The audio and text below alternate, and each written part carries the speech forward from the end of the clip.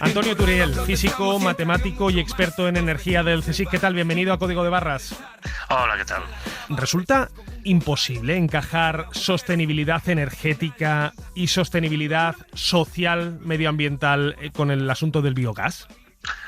Bueno, el problema del biogás es, como en tantas otras soluciones energéticas, la escala.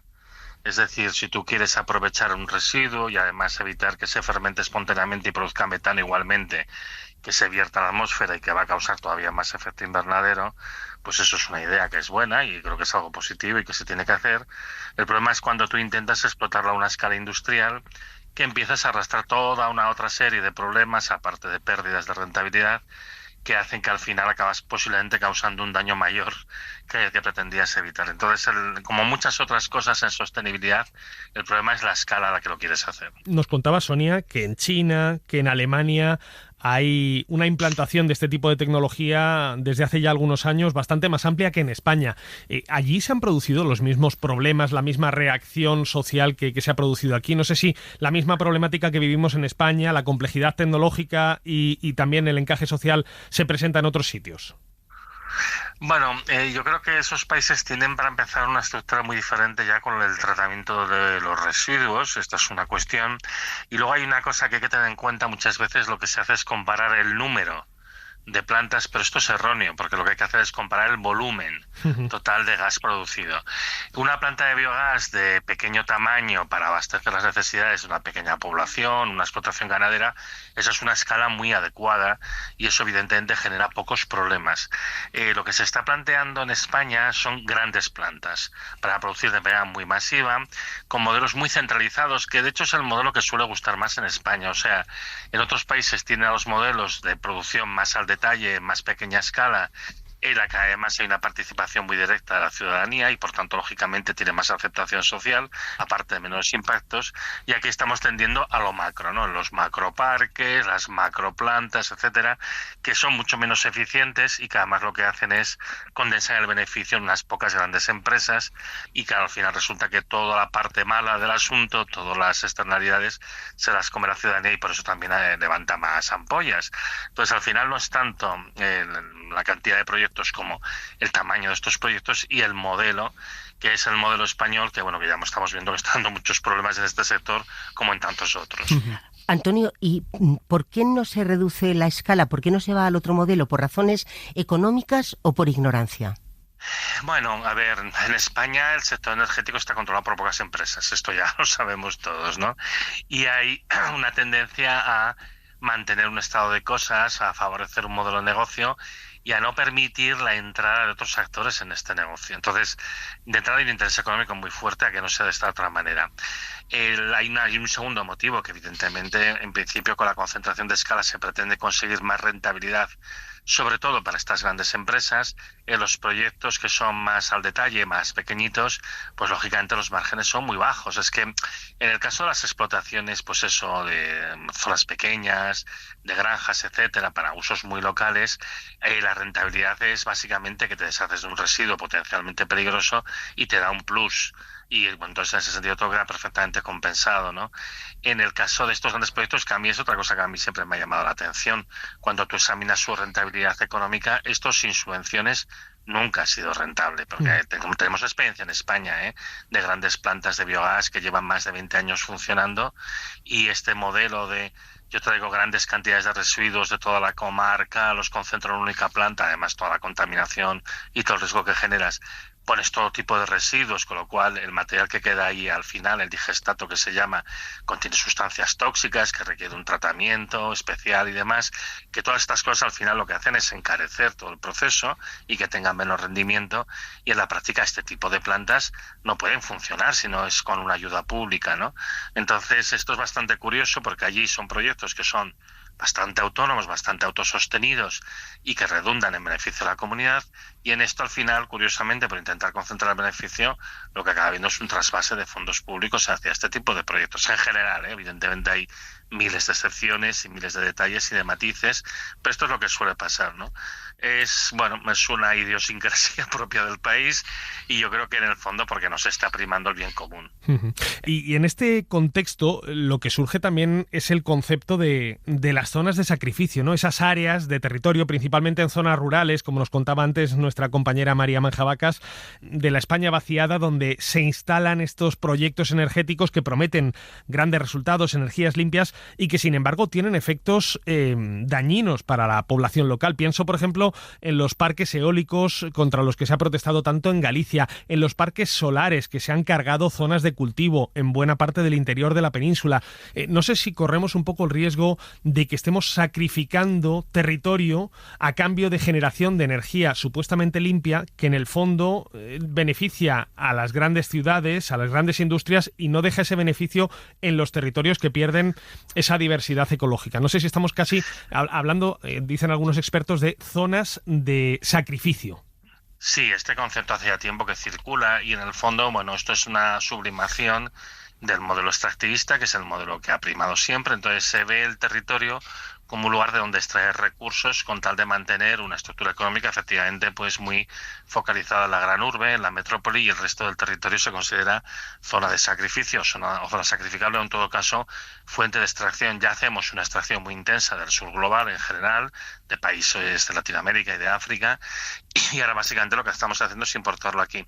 A mí, yo que llevo muchos años analizando esto, lo que más me preocupa de toda esta situación, porque al final, por desgracia, se van cumpliendo las previsiones que yo hice hace muchos años, es básicamente estamos pasando de distintas fuentes de energía a otras cada vez con peor rendimiento y peores características en un intento desesperado de mantener en marcha la mega máquina industrial, que no hay manera de mantenerla, porque se basa en fuentes de energía muy concentradas y muy abundantes, que eran los combustibles fósiles, el petróleo, el gas, el carbón, que ahora ya están en un proceso de caída, ya no solo que no tengamos que usarlos por el problema ambiental, sino es que realmente nos estamos quedando sin él, O sea, en el petróleo ahora mismo hay un problema gravísimo en toda América Latina y en buena parte de África por la escasez de combustibles, que aquí se acabará notando, porque la producción de petróleo empieza a caer y la de diésel cae aún más rápido, Y esto, pues al final nos está llevando a intentar buscar alternativas. Optamos por el modelo de renovable eléctrica industrial, que es un modelo de renovables, que ahora está también fracasando, porque se está viendo que no es económicamente sostenible, que no podemos electrificarlo todo, todos estos problemas que ya se sabe que tiene este modelo. Y ahora, pues nos vamos a tirar ya a lo último, que es a ir a quemar los bosques, la biomasa y la producción de biogás, y esto, pues tiene un pequeño margen, que es muy pequeño, pero que no va a permitir mantener todo esto en marcha. Y al final, todo el rato es una huida hacia adelante para intentar mantener este sistema fuertemente extractivista y que lo que hace es tratar el territorio y a las personas del territorio como recursos, para intentar sostener algo que es insostenible. Y cuando algo es insostenible mucho tiempo, pues llega un momento que se vuelve inestable y amenaza con caer. Y esta es la situación en la que estamos. Muchos de los problemas que tenemos en Europa ahora mismo, la recesión en Alemania, la desindustrialización generada en el viejo continente, tiene mucho que ver con este intento desesperado de tener una matriz energética alternativa a los combustibles fósiles que ya se nos acaban, para intentar mantener toda esta rueda en marcha, cuando no se puede. Y lo lógico es empezar a pensar, pues otra manera de hacer, de producir, de consumir, de relacionarnos, que podría darnos esta sostenibilidad que técnicamente es factible, pero que implica cambios tan importantes en nuestro sistema socioeconómico y cultural que nadie se atreve a plantearlo, y estamos intentando dar una patada hacia adelante al balón. Lo que sucede es que cada vez rueda menos y se queda más cerca, y además obviamente todas las externalidades a nivel de destrucción social, de contaminación, etcétera, etcétera, que generan este tipo de falsas soluciones. Pero Antonio, alguno de los oyentes que nos está escuchando puede pensar, vale, si esto es insostenible, ¿qué hay que hacer? ¿Tenemos que volver al siglo XIX? Bueno, al siglo XIX no vamos a volver, pero no, este es un tipo de análisis que se hace porque se parte de la premisa que no hay alternativa al sistema capitalista. Este es el punto clave. Es decir, nosotros vivimos en un sistema que está orientado al crecimiento infinito en un planeta finito, y eso obviamente pues tarde o temprano tendría que dar problemas. Entonces lo que hay que hacer es evolucionar a partir del sistema económico actual para no necesitar el crecimiento, ¿no? La alternativa, por cierto, del sistema capitalista no es, ya lo sabemos, un sistema comunista. El problema no es el tema de la propiedad de los bienes, el problema es la idea de crecer siempre en un planeta finito. Entonces, es eso lo que hace falta corregir, pero esto hace mucho tiempo ya que sabemos que es así, y de hecho tenemos muchos informes técnicos, por ejemplo, de la propia Agencia Europea del Medio Ambiente del año 21, que ya nos decía que es imposible crecer y mantener además un respeto ambiental, ¿no? Con todos los problemas que se nos están acumulando de falta de recursos de todo tipo, porque ya no solo los combustibles fósiles, es que el cobre ya empieza a bajar su producción y eso afecta radicalmente a todas estas ideas de electrificación que había y demás. Bueno, pues con todo este problema que tenemos de falta de recursos, de problemas ambientales y demás, bueno, pues está claro que no vamos a poder mantener un sistema económico como este orientado al crecimiento.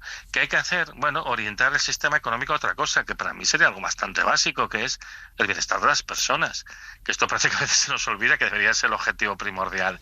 Y a nivel técnico, nosotros somos capaces de proporcionar un nivel de bienestar semejante al que tenemos ahora, o incluso mejor, cambiando el estilo de vida, o sea, mejorando el nivel de vida, pero cambiando la manera de vivir, la manera de vivir diferente, no tan orientada al consumo, pero las cosas que te dan el bienestar se podrían garantizar consumiendo la 10ª parte de la energía y materiales que consumimos ahora mismo. Y esto técnicamente ya lo sabemos hacer, porque muchas de las cosas que se hacen hoy en día implican el derroche. Hay muchos cambios, y me dejáis os explico una cosa muy sencilla, que esto se ha probado y esto funciona. Es, por ejemplo, cambiando la manera de consumir, ¿no? Yo siempre explico el ejemplo de la lavadora, porque yo personalmente tengo una obsesión con mi lavadora, porque paso el día lavando y recogiendo ropa, ¿no? Bueno, pues con las lavadoras te pasa, ¿no? Que no son como las que tenían nuestras madres. Las lavadoras de ahora, como la garantía dura 3 años, pues es que las construyen básicamente para que se rompan a los 3 años y un día, ¿no? Y además por una pieza boba, pues tienes que cambiar toda la lavadora, ¿no? Bueno, es porque evidentemente el fabricante de lavadoras, para ganarse la vida, lo que necesita es vender más lavadoras y le interesa que dure lo justo. Esto es la famosa obsolescencia programada, ¿no? Que se programan las cosas para que duren un tiempo y ya. Tú imagínate que tú ahora cambias el modelo de consumo y en vez de comprar la lavadora la alquilas. Pero eso sí, el día que la lavadora está averiada, el fabricante te tiene que dar una indemnización por cada día que no funcione. Ya verás tú como el fabricante se las apañará para hacer una lavadora súper robusta, con unas piezas fáciles de reparar, fáciles de intercambiar, etcétera, etcétera. Estás poniendo los incentivos que te dan sostenibilidad, haciendo simplemente un cambio en el modelo de consumo. Entonces, todo esto es el tipo de transformaciones que se pueden hacer sin unos cambios radicales, en el cual además hace su mejor aprovechamiento de la energía, de los materiales, etcétera, etcétera. ¿Qué problema tiene este modelo? Este modelo no compromete el bienestar de las personas. Lo que sí compromete es la idea de crecimiento del capital. Entonces, ese es el gran problema. Tenemos un sistema que es inflacionario respecto al capital. Hay que generar siempre más dinero. El PIB tiene que crecer. Hay que producir más euros, más euros, más euros. Que eso no tiene ningún sentido, porque no es que la gente necesite más.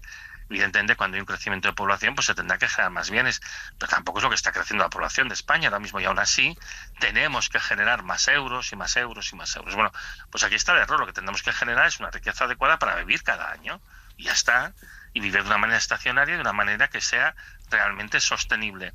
Es la necesidad del capital de crecer siempre la que nos empuja a esta loca huida de tener que producir siempre más, consumir cosas que nos estamos quedando sin ellas y contaminar más el planeta y dar todos los problemas sociales, además, que se están dando. Entonces, esto nos está llevando a situaciones muy límite, con la gentrificación y turistificación de las ciudades españolas, la inflación, los problemas que está habiendo en otros países de falta de recursos y de desigualdades sociales muy fuertes, en general el ascenso de opciones populistas que dan respuestas simples a problemas complejos y en general la degradación ambiental que estamos observando en todo el planeta. Entonces, es un momento de pararse a reflexionar y decir, hombre, a lo mejor los objetivos que nos hemos fijado no son los mejores, a lo mejor habría que plantearse hacer un sistema económico diferente y en particular uno que no busque un crecimiento infinito en un planeta que es finito, ¿no? Como decía un biólogo, no recuerdo el nombre, crecer por crecer es la filosofía de un tumor. Pues Antonio Turiel, físico, matemático y experto en energía del CSIC. Es una excelente forma esa, la de acabar esta conversación, y gracias por todas tus explicaciones hoy en Código de Barras. Gracias a vosotros. ¿Ves, Sonia, qué gusto da cuando damos con un buen invitado que explica tan bien las cosas? Dice que crecer infinitamente solamente lo hacen los tumores, y efectivamente es un poco lo que estamos haciendo, ¿no? Un cáncer en la Tierra, cargándonos los recursos, agotándolos. Sí, pensando que son infinitos cuando no lo son. Mira, me ha gustado mucho la